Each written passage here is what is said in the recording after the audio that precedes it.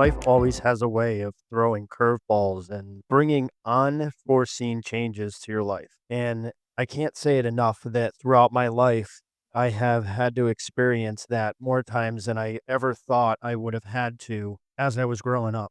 And what makes me think about this is in the last year, two people that friends of mine have had to go through, situations where their relationship and their marriage started to fall apart.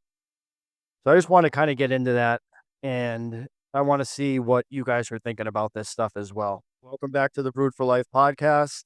And I'm sorry I missed you guys last week, but we're getting back on track this week. Just had a lot of work stuff and personal stuff and cleaning up from the holidays and all that stuff to deal with. So as I had opened up with, in the last year, two friends of mine have had to go through situations with their relationships that were unforeseen and changes that I really I hate it when my friends have to go through this stuff because I've been through it twice. It's never an easy process. It's a struggle emotionally, and it takes a toll on you physically when you have to go through this kind of a process. Sometimes when you go through this process, it involves one of the two parties being blindsided, and that just makes it that much harder for an individual to kind of be able to refocus and manage their life on a regular basis and go through those days completely focused on life itself.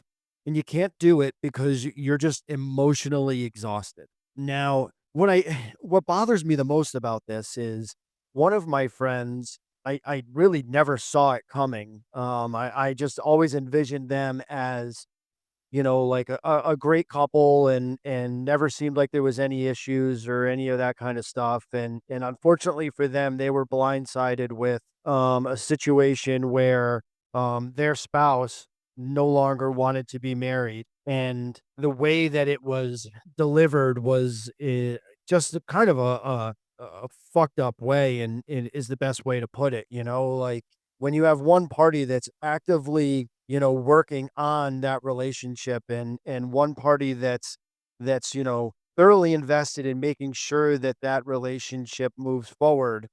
And then you have another party that is, not as invested and is there for whatever reasons. And I suspect in this in particular situation that it was all about money, and it was all about what could be provided to them, and not really about working together as a couple and doing what needed to be done in order for that relationship to be successful.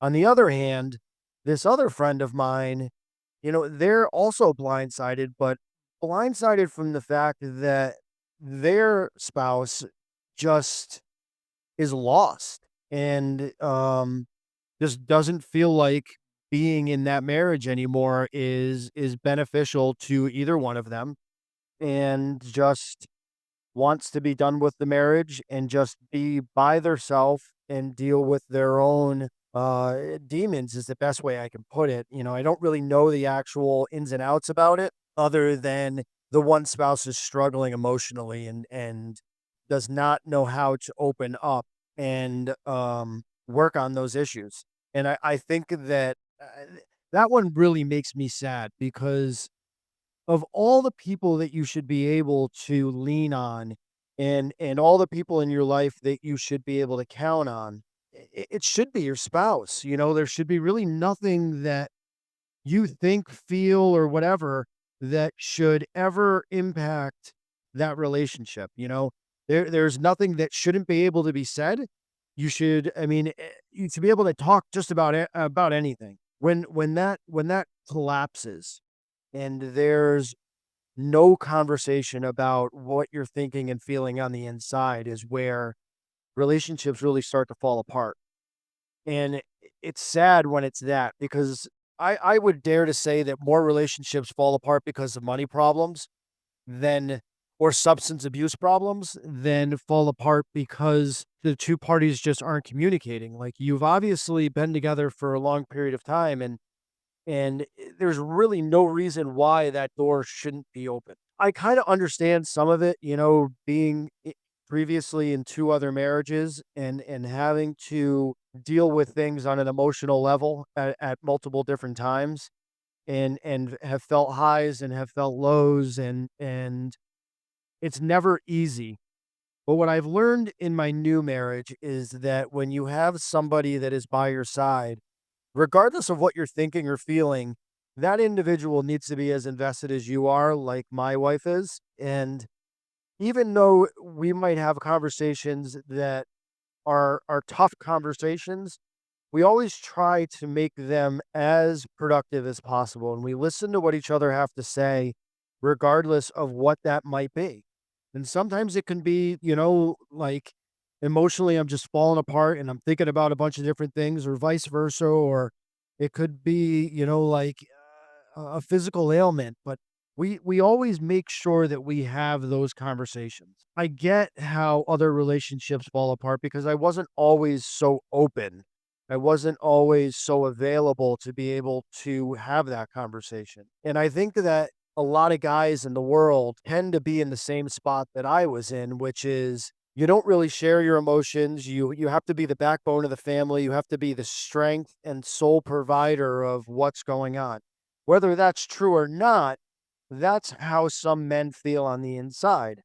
And I think that's a generational thing, like I think men feel like they have to be the protector, the provider, the stability, the workhorse, and all of these things. The reality of it is that there are a lot of women out there who also are capable of doing all of those things. And that means that in a modern day relationship, both parties are coming into it with a like-minded focus. And that means that you both can be providers and can do it very substantially, and you both can be the people that keep your family safe, and you both can be the people that are the backbone of the family. But what happens is that when you have those 2, you have a very strong family unit, and you have a unit where those parties can communicate back and forth because they don't feel like they're out on the island all by themselves. The people that do feel that way as an individual and don't feel like their spouse is that equal part, they do put themselves out on the island by themselves because they feel like they have to do it. They feel like they have to do those things. But, even though your spouse might not be the financial provider, they are fantastic at a multiple different things. So you're not on an island by yourself, and that family is successful based on the contributions of both parties. When marriages fall apart because one person feels like they are the end all of the family, the provider, the security, all of those things, that means they're not relying enough on their spouse. They're not trusting enough in their spouse. Relationships are fall apart.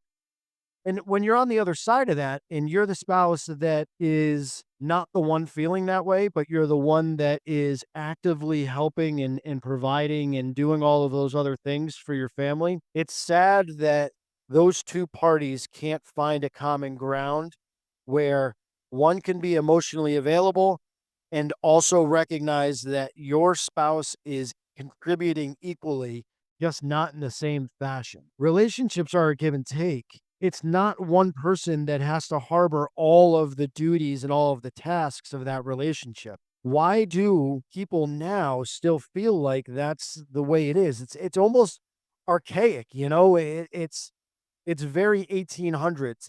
The men go to work and the women stay home and whatever else, and I have to be strong, and I can't tell her I'm hurting on the inside, and I can't tell her that, like, I'm scared. I can't tell her this or that, like, that is so archaic. The reality of it is that your spouse wants to know, because your spouse wants to either help you through it or know that they have to be there to support the backbone of the family, that they have to carry a little bit more weight, because the reality of that is that not everybody in a relationship is going to be at 100% all the time. And your significant other or spouse or whoever it may be needs to know that, because the family still needs 100%. Your kids still need 100%. So being open and being honest about your significant other, your spouse, whatever you call your person, that, hey, you know what? Today I only got 70%. I only got 60%. I'm emotionally drained. I'm scared, I'm nervous, I'm all of these things. If you don't communicate that to your person, how are they supposed to help your relationship, you and your family, the most effective way that they can? You're actively sabotaging your relationship, your family, and all of that structure by not being open. It doesn't make you weak. I thought it was going to make me weak. And I always carry this giant wall of nobody's coming in. I'm not going to get hurt. Nobody's going to know exactly how I'm feeling. I am going to be this shut off, stone cold kind of individual. And all it did was lead me to a bunch of stress. It put me in a place where I was always on edge and I was short and short fused and all of these different things, which made me less effective in my relationship. It actually ruined my relationship and it didn't make it as good as it is now because I had that wall up. My wife wants to know everything that I'm thinking and feeling, and she actively can tell, just like I can with her, when things are not right. But that's being aware, that's being an understanding, that's being connected on a different level. And I think it's important that people get to a point where they realize that their spouse isn't going to judge you. And if your fucking spouse judges you for being emotional or for being scared or being nervous and explaining your reasons why, that might not be the person for you. Because an open door makes the best relationship. Honesty and trust makes the best relationship. And if you can't trust the person who's you're telling everybody, including each other, that this is where I want to be for the rest of my life, then maybe you better off being on your own. Relationships take work, they take honesty, they take trust, they take caring, they take a lot of things, not just a financial and security standpoint. We can't blame anybody but ourselves if we're the ones that are not taking our walls down to be able to be the best version of us and make that relationship the best thing it can be.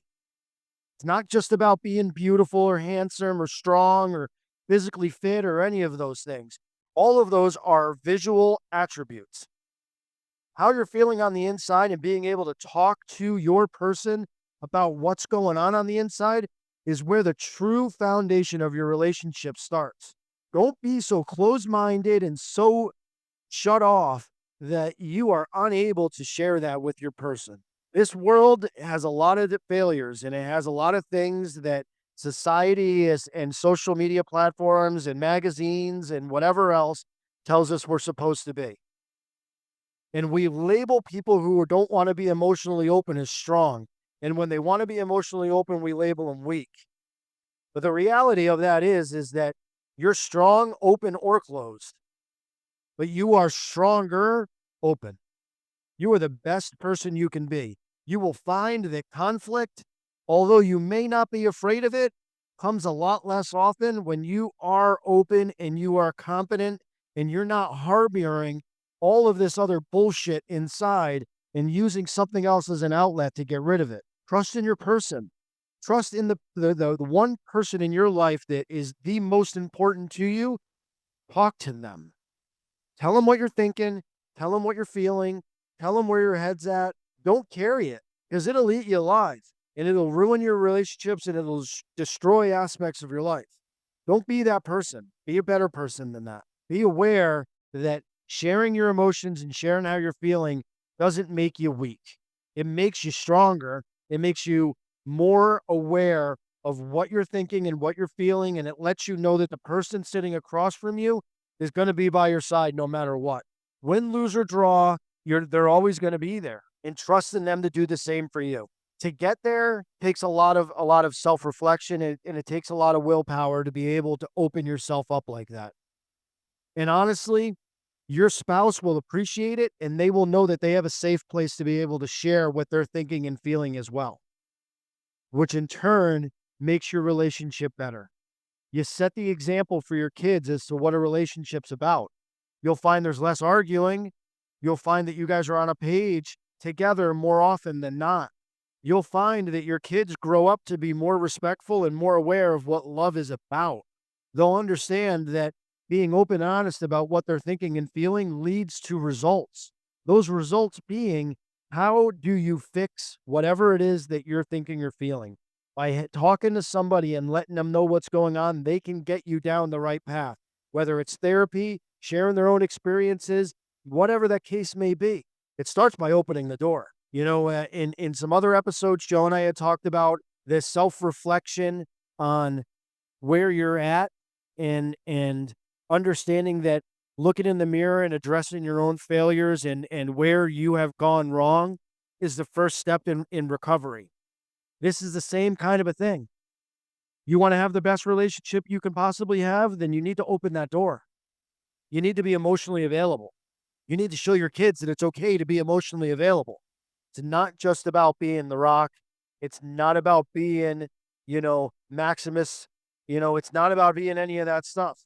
You could be a stone cold killer like any of those things are, like any of these, things that we are made as men to supposed to be. You could be all of those things and still be emotionally available. Think about it. Let me know what you guys think. Thank you so much for listening this week, and I'll talk to you guys real soon.